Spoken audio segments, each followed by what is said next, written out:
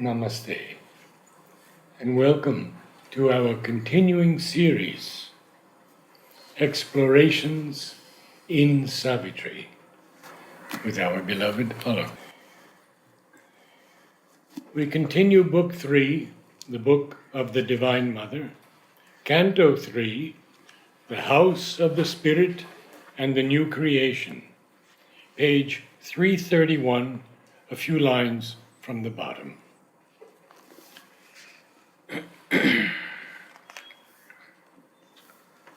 So Ashapati is experiencing this while his soul has released itself from the bonds of nature and gone all the way up into the supramental consciousness, where he is experiencing all this new world, which is going to be the ideal world, the supramental world, house of the spirit, but his nature is lying far below. This is the whole interesting experience where we stopped. I'll just read those lines again. Two beings he was, one wide and free above, one struggling, bound, intense, its portion here. So even if one has very high experiences in ascension, still something of the outer nature, it doesn't get transformed automatically. It's a long, long process.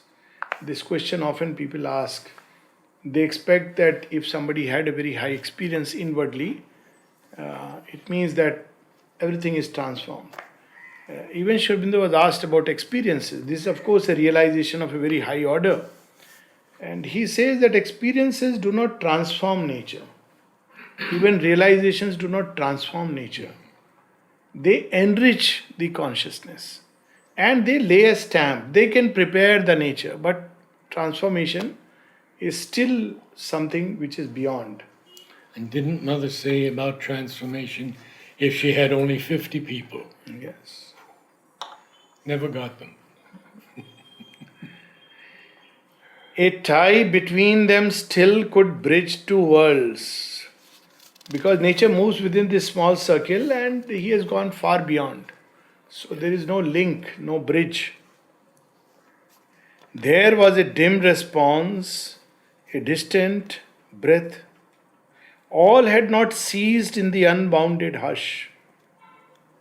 His heart lay somewhere, conscious and alone, far down below him like a lamp in night. This is what is so beautiful about Sri Aurobindo, that all through Savitri, all through in fact all his writings, you will see that even when he is in the highest, he will connect it to something here upon earth. Always, yes, invariably. Always. And that is what he writes in one of his letters, that my yoga always followed this course. Right from the time I landed in India, I continued to have this worldly and otherworldly experiences as if they were fusing into each other. It was never like a withdrawal and having some great experience inside, but coming back, nature remaining untransformed. And that is why so much importance in this yoga for work. Because in meditation one may have very high experiences, but without work the actual transformation process, it does not start. Abandoned it lay, alone, imperishable, immobile with excess of passionate will. His living, sacrificed and offered heart, absorbed in adoration mystical, turned to its far off fount of light and love. So this, when he's speaking of the heart, it may well be the psychic, that portion of the psychic being which is caught up here. Because he describes that it is there in a state of sacrifice, adoration, offered. So this is the state that we should be when we are approaching the sanctum sanctorum of the divine. I was reading one of these small passages of the mother. She says, I have a letter, somebody asking for their son to get admission into this college, somebody something else. All of them throw their desires. And then she says, human beings treat the divine as if Should be just doing what they want him to do. And that's how they treat the divine. Says they think there is a power much greater than their own power. And that power can do for them what I want in my ego self to be done. This is how people treat the divine. But here the state is of complete offering, surrender, adoration, mystical. In the luminous stillness of its mute appeal, it looked up to the heights it could not see.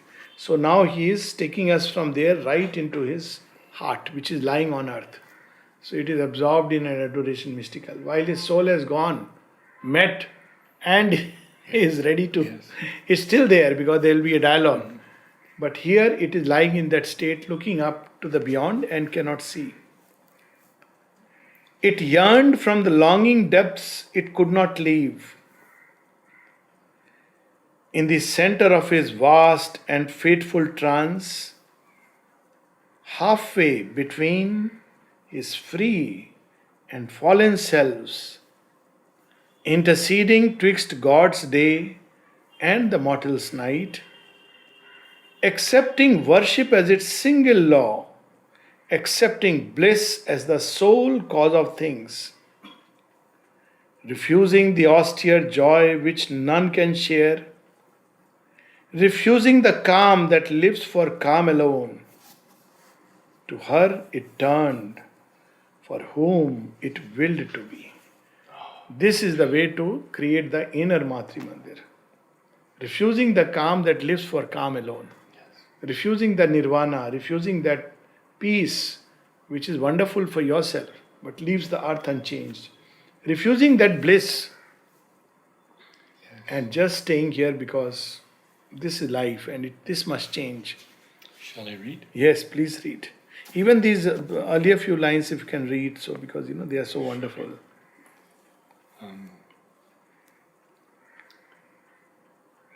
In the luminous stillness of its mute appeal. 5-6 lines from above. In the luminous stillness of its mute appeal, it looked up to the heights it could not see. It yearned from the longing depths it could not leave. In the center of his vast and fateful trance, halfway between his free and fallen selves, interceding twixt God's day and the mortal's night, accepting worship as its single law, accepting bliss as the sole cause of things, refusing the austere joy which none can share, refusing the calm that lives for calm alone. To her it turned, for whom it willed to be. So there are two parts of the psychic being. One is which is tied to earth and deliberately tied to earth. It has come for this purpose. And the other part which is the central being which knows the purpose, which knows the whole plan. And if you touch it, you know your work, your mission and everything. And then this other part which is tied completely. Rather two parts of the Jivatma. And Sri Aurobindo says this is the psychic and that is the central being. And what is the purpose of the psychics? He says it's like a wire that connects the lamp to the generator. Generator is the divine and the lamp is the body. So without the psychic, actually this yoga cannot be done because there is no way you can really connect with that source. So in this yoga, the first thing is to bring out the psychic. And for the psychic, what is the way? It is worship as the single law. Yearning, worship, surrender, sacrifice, mystical adoration of the divine. That is the path. Love. In the passion of its solitary dream, it lay like a closed, soundless oratory, where sleeps a consecrated argent floor, lit by a single and untrembling ray, and an invisible presence kneels in prayer. We should wait there. You can talk. So we can see that first it describes the inner state that we should have when we are in the Matri Mandir, and then we can see it is the outer manifestation. So see it line by line and Yes, yes. compare it with the actual experience.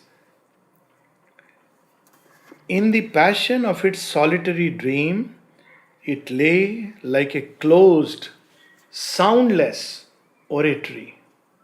You see, goes further, where sleeps a consecrated argent floor, the marble floor, spot white, lit by a single and untrembling ray,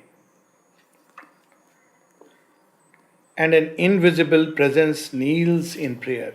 Now, this argent floor, of course, when we go to the symbol, is the spiritual consciousness. So, the spiritual consciousness is now surrendered to something still greater. So, a ray comes from the supramental light and begins to enter into it. That is how all silver is always the symbol of the spiritual, and gold is the symbol of the supramental. Just as moon is the symbol of spiritual consciousness, and sun is the symbol of the supramental consciousness. So that there is a difference between the spiritual and the supramental. This is may sound very natural to many of us because having dealt with in Sri Aurobindo's writing, but people still confuse. And there are letters. Dilip Kumar Roy asked Sri Aurobindo that X says it is the same thing, spiritual and supramental. And Sri Aurobindo says if spiritual and supramental were the same thing, I would not be wasting my time all this while. So spiritual is still within the realm of the mind, but beyond the mind, beyond the human mind. So it is wonderful. It has its own beauty and glory, and like higher mind, intuitive mind, over mind, dazzling gods. And the dazzle of the over mind can be so much confused to be the ultimate reality. Sri Aurobindo writes a letter that I myself initially, when I got contact with the overmind, I took it for the supermind. He writes that. Yes. He is asked that why in the synthesis of yoga you have not used the word overmind. So he says that when he got in touch, he took it for the ultimate reality. So there was no overmind. It was mind going through layers and then the ultimate reality. But then he says what I was experiencing was actually the influence of the supermind in the overmind. Yes. So if you read through the synthesis, this word is not there. So it is only later on that he saw the distinction between the two. And then the whole change starts. In the Life Divine, he speaks of the divine soul. Yes. In the Life Divine he speaks. Also because he revised subsequently. Yes. Even synthesis was revised, but Life Divine was revised right up to 1940s. Yes. Synthesis of Yoga was revised up to a point, I think 30s or something, if I am not mistaken, and it didn't go further. So many of the terms, very interesting that the word psychic being, it occurs much later. And it is the mother's suggestion of this word, psychic being. Sri Aurobindo had, he had the whole experience of all these things. But it is she who gave this word psychic being. Because in India we use the word soul. But soul is a very general word. And of course it is often misunderstood as ghost and this and that and everything. Everything is soul.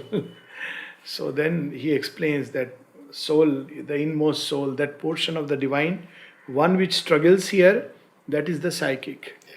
And one which is always free and above, that is the central being. So otherwise we just use the word Jivatma. And Jivatma is like, the way it is described is that when it is turned toward the earth, it is in ignorance. When it turns and sees its master, it is freed. Actually, that is how it is described. Now, some of these lines may have had you recall the Matri Mandir chamber. Many people have had this experience. The closed, soundless oratory, the consecrated argent floor, lit by a single and untrembling ray. Now, I've read dozens of times what Mother has said about this ray and how it should be there day and night. Yes. And Piero was the engineer who designed this solar Okay, light. system so that one ray of light could fall on the crystal at all times. Oh, it's incredible. Oh, when you read what Mother has said about it, she says, I have seen it. And she explains to Roger and Paolo exactly what she has seen. And they said, no, we don't need pillars in the room. And she said, pillars are there. I've seen them. People can rest against them, she says. Yes. Oh, She says that. she's so clear on what she has seen. And as much as we can understand, it has been achieved. Yes. See, human people often speak about, whatever deficiency. Well, human instruments, always some deficiencies are there. But people have striven and tried to do their best. That's how I look at it. Yes. All human creation, unless it's a supramentalized human beings, there will be some little imperfection. And disagreements. Disagreement. That is Inevitable. understandable. It's just not possible to have a perfect perfection without a perfect perfection in the consciousness. So one should be little generous in understanding these things.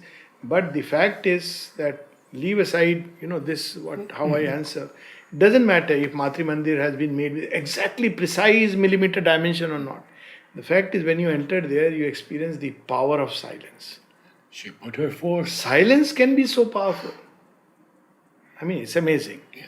Same thing I say about Savitri. People go into, this comma. It's okay. I understand that, yes, it should be, if possible, not a single comma here and there. And it's quite likely that this way or that way, some things are there, give and take, for whatever reasons, mischief or whatever. But the fact is, when you dwell in Savitri, it uplifts your consciousness. It doesn't really matter.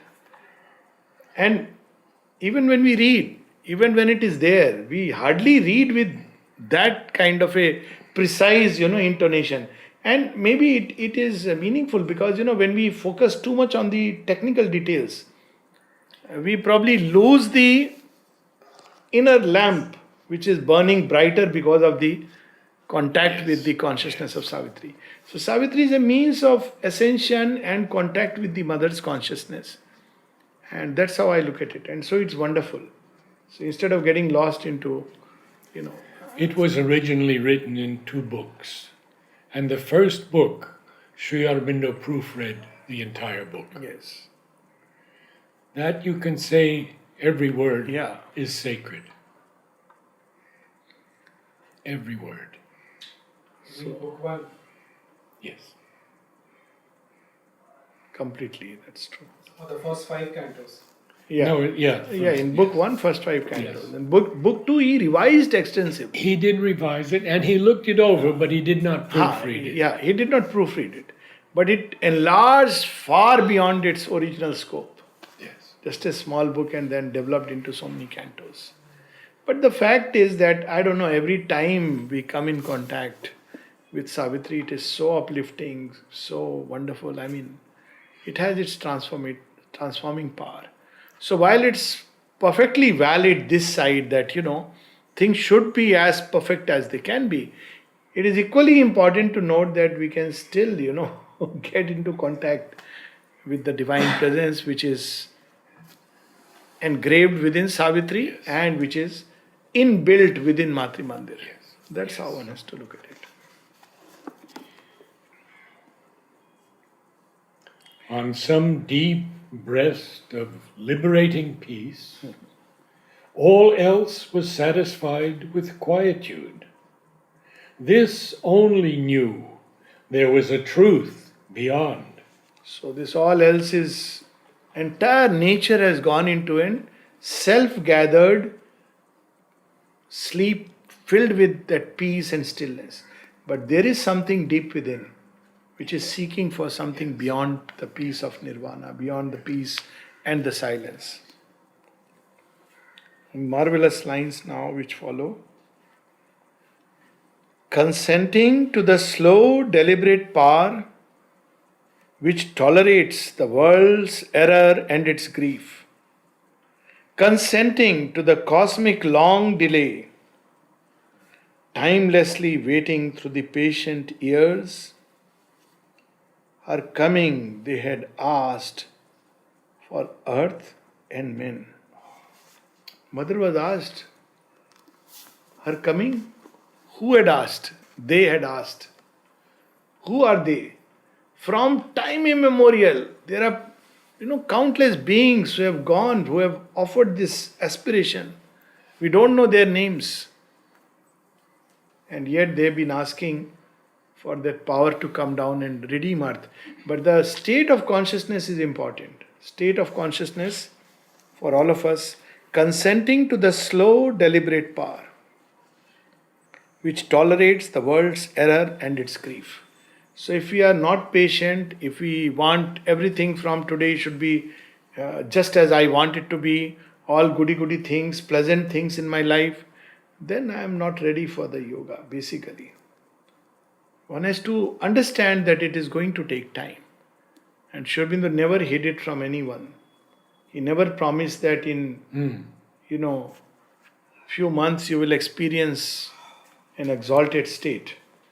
I remember long time back, I had come here and maybe just couple of years, and there was a gentleman who was, people thought that he is a, advanced sadhak, the most mischievous term. Why? Because always he was in white, always outwardly very disciplined, what he will eat, what he will not eat. After 5 years, he decided to go away from here. So they wanted me to talk to him to convince him. I said, this is a meaningless exercise. Let him go. It is nobody's loss. But sometimes people feel that, if such a great sadhak goes away, it's a big loss. It is nobody's loss. People have asked to Sri Aurobindo also, oh, A has gone away from here. So Sri Aurobindo says, it is nobody's loss except his own. So I spoke to him. He said, no, 5 years I've been there and what do I see? I see only, what are people doing? This person is friend to this person, this is happening, that is happening. I said, why are you watching all this? Have you come here to keep an account like Chitragupta of all the, people around? And people thought he's a serious sadhak. But when I spoke to him, I was wondering that even the fundamentals and basics of spiritual life is missing. So then I asked him that, still what makes you leave and go? He says, I want transformation. And here 5 years, nothing. So I said, where are you going? He said, Mount Abu, I'll get transformation there. I said, very nice. I can understand because everybody wears white dress there. And I said, you will be at home. Because that's what you want. Segregation, all white dress. I said, yes, a nunnery is the right place where you should be. He went, now he has gone. 15 years back, where is the transformed being? But he didn't get the irony. He didn't get the irony. So the people who had asked me, I said, see, it is good for him. He is too impatient. And impatience and yoga doesn't go together. Even life, impatience and life doesn't go together.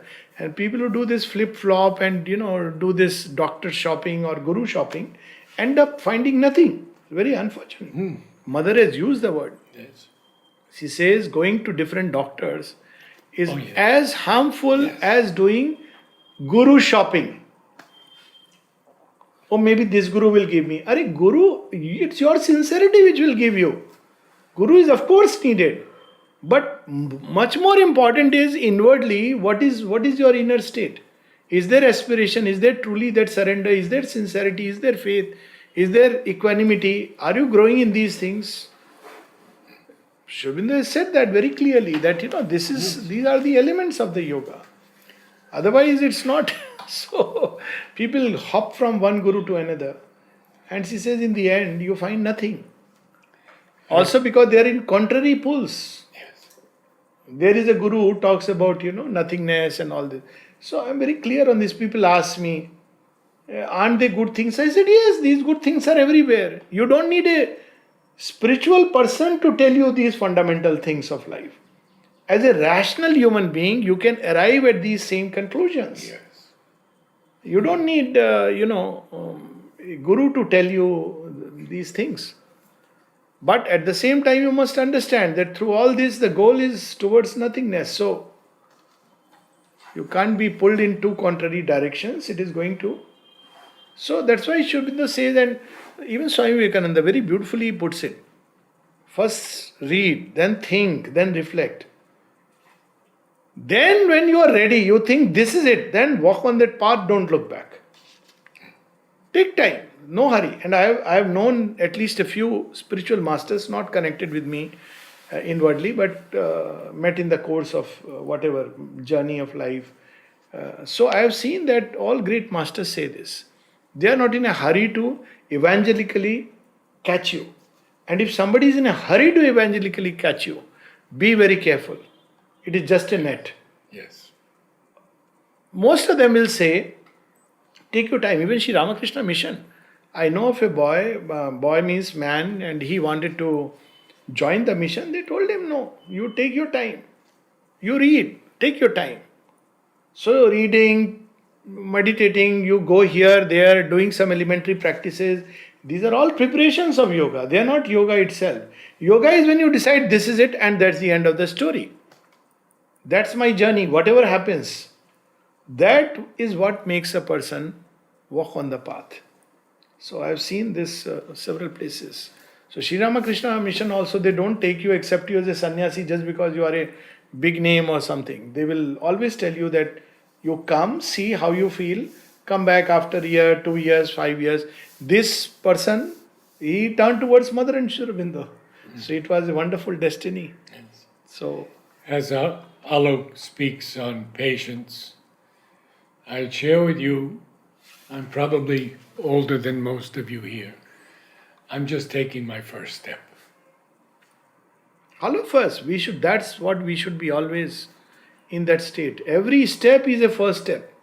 Absolutely. I would put it like Absolutely. that. Why? Because all that is behind. How many steps have you taken? Why do you want to count? I would slightly, put it more. Every step is a first step. It makes the wonder and infinity always in front. So you see, consenting to the slow, deliberate power which tolerates the world's error and its grief. What is that power? There is another thing about Mother. She herself writes in words of long ago. She says, the Divine Mother never judges. She accepts us just as we are. Consenting to the error and grief. Doesn't she know? If we are already perfect, what are we doing here? At one place, in fact, she says, it's based on an aphorism of Sri Aurobindo about error, which basically implies that there is actually no error. And Mother ends up saying that actually, if you go to the highest state, there is no error. These are all steps on the way. Savitri. Yeah, that Savitri and even mothers in agendas, they're all part of the journey. So some people think sometimes that, oh, I have wasted so much time. Perhaps that was how it had to happen. Of course, one should not want to waste time. There is a difference between the two. And the second is to look back and feel bad. There is a whole conversation of her where she says, all of us, if we look back, we will always have something to say that I wish I could have done this way, I wish I could have done that way. Yes. But when we enter into that vastness, we understand it had to be the way it had to be. And that's why another place he says, to man's impatience, God seems to be slow. And to God, man seems to be slow. But in the highest wisdom, everything is just as it should be. Of course, it's the highest wisdom. But we should understand, keep that always in the back of mind. Also, he says that, we should not be... Vyakulta is not good in this yoga. Aspire, but with steadiness that you want it here and now, but at the same time, you are willing to wait for 1,000 years if necessary. Yes. That is the state of the ideal sadhak. Consenting to the cosmic long delay, timelessly waiting through the patient years, as patient as time, her coming they had asked for earth and men. This was the fiery point that called her now. So you see, what is this yoga? To get in touch with the psychic being, just call her. Ma, her coming patiently. How long she will take to come? That is her will. When she will come, obviously our nature, when it is ready, she will prepare it, she will do everything and to wait. This was the fiery point. And that's what I keep telling people. It's amazing. One has to go to Odisha to see this. People say that Sri Aurobindo is difficult. Even recently in Vrindavan, somebody, asked me. I said, you people say that it is so difficult. I am telling you, in Odisha, I have seen people uneducated, illiterate.